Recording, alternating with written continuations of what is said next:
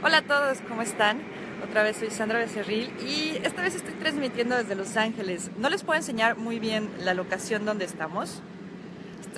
Están grabando, están filmando un guión que escribí hace algunos años, pero no me puedo mover mucho de aquí al lado del tráiler de producción porque solamente aquí hay wifi. Entonces, si quería platicar con ustedes, pues iba a tener que ser aquí junto al tráiler de producción. He estado pensando mucho en lo que platiqué la vez pasada de por qué escribir terror. Como ustedes saben, es un género que me encanta, pero también comentando eso con otro compañero escritor que se llama Roberto Mercadillo, quien también es uno de mis mejores amigos, me decía, bueno, ¿y por qué no platicas lo que es escribir terror desde la perspectiva del malo? Es decir, cuando ustedes escriban un personaje, saquen todos sus demonios ahí. No teman ser un Hannibal Lecter, no teman ser un asesino serial, no teman ser un demonio. La verdad es que es algo fascinante escribir terror. Y pueden escribirlo desde cualquier perspectiva, lo cual es todavía mejor. Y además ser malo suele ser muy divertido. No sé cómo les fue con escribir acerca de su idea, la idea que tienen para su guión o para su novela, pero si ya la tienen un poquito más clara, vamos con el siguiente paso, que puede ser muy obvio, pero muchos no lo hacen, que es escribir.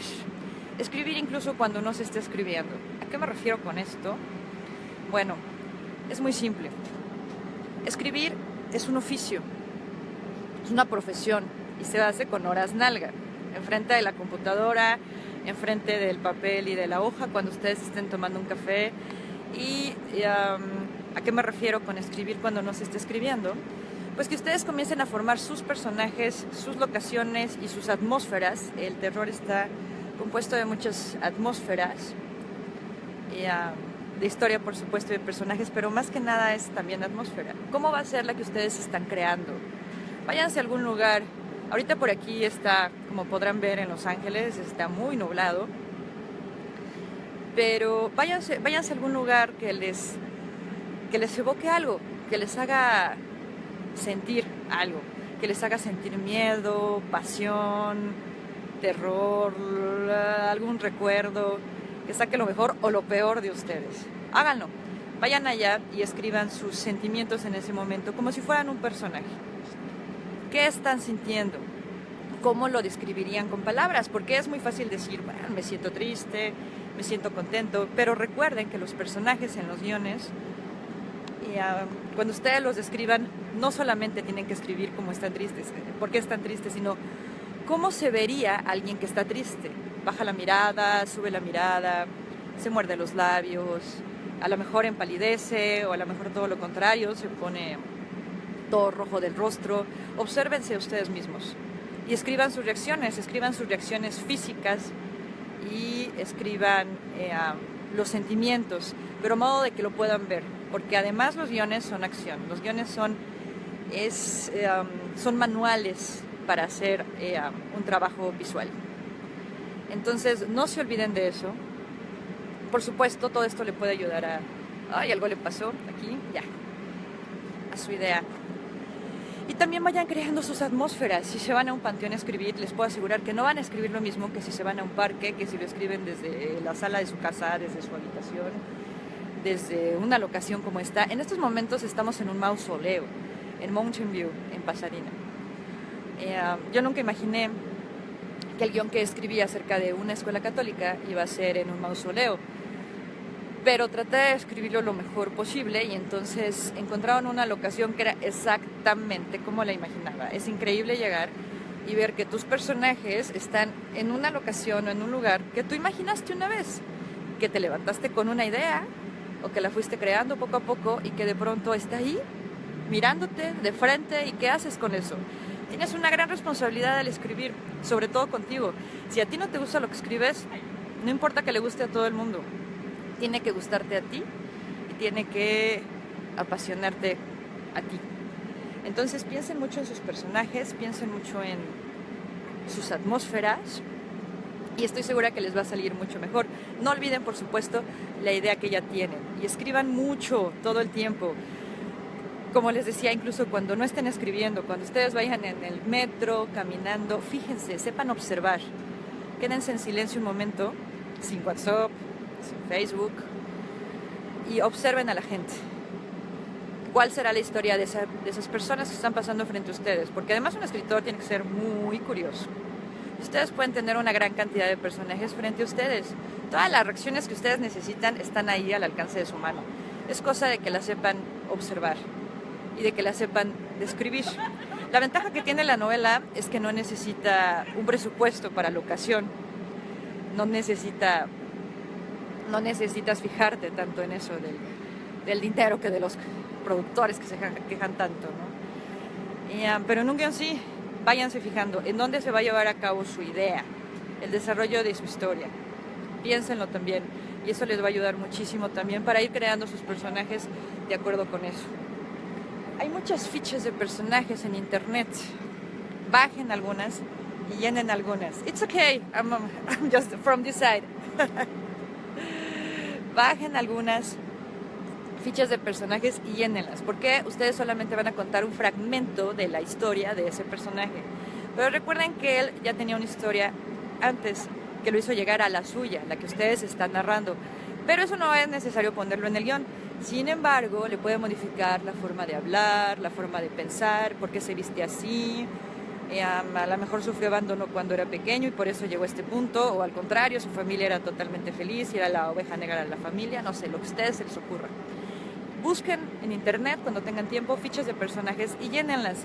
¿Qué edad tienen? ¿Cuáles serán sus vicios? ¿Cuáles son sus vicios? ¿Cuáles son sus defectos, sus manías, sus virtudes? Pero sobre todo hay algo muy importante para los personajes: el conflicto.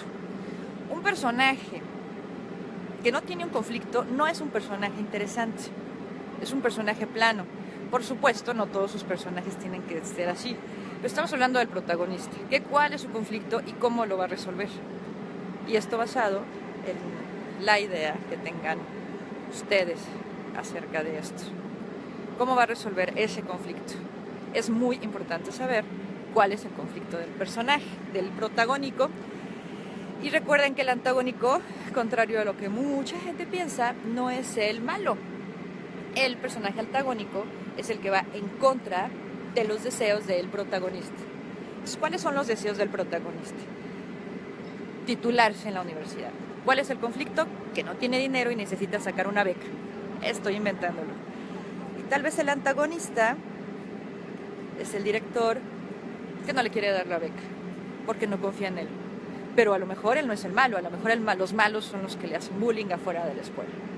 ¿Okay? Entonces recuerden que el antagonista es el que va en contra de los deseos del personaje, que debe tener un objetivo en la vida, en esa vida que ustedes están creando, en ese pequeño mundo, y un conflicto que puede o no puede resolver. Eso ya va a depender de ustedes. Y también recuerden algo: no tengan miedo de llevar sus personajes al extremo. Las mejores historias son aquellas en las que los escritores llevan a sus personajes mucho más allá del límite. Porque la literatura no tiene límites. Es como la imaginación no tiene restricciones. Imaginen ustedes una literatura con restricciones. Esa no sería una buena literatura. Yo sé que ustedes pueden hacerlo mucho mejor que eso. Y estoy hablando de esto de los personajes no solamente por terror, por el género de terror, sino para todo tipo de historias que ustedes quieran escribir. Esos son los mejores personajes. Y si no, ustedes mismos chéquenlo. Si tienen chance de ver películas que no hayan visto últimamente, películas nuevas, las que ustedes quieran, sáquenlas. Oh, les voy a presentar a alguien. Come on, I am online. Come on. He's the... Hello.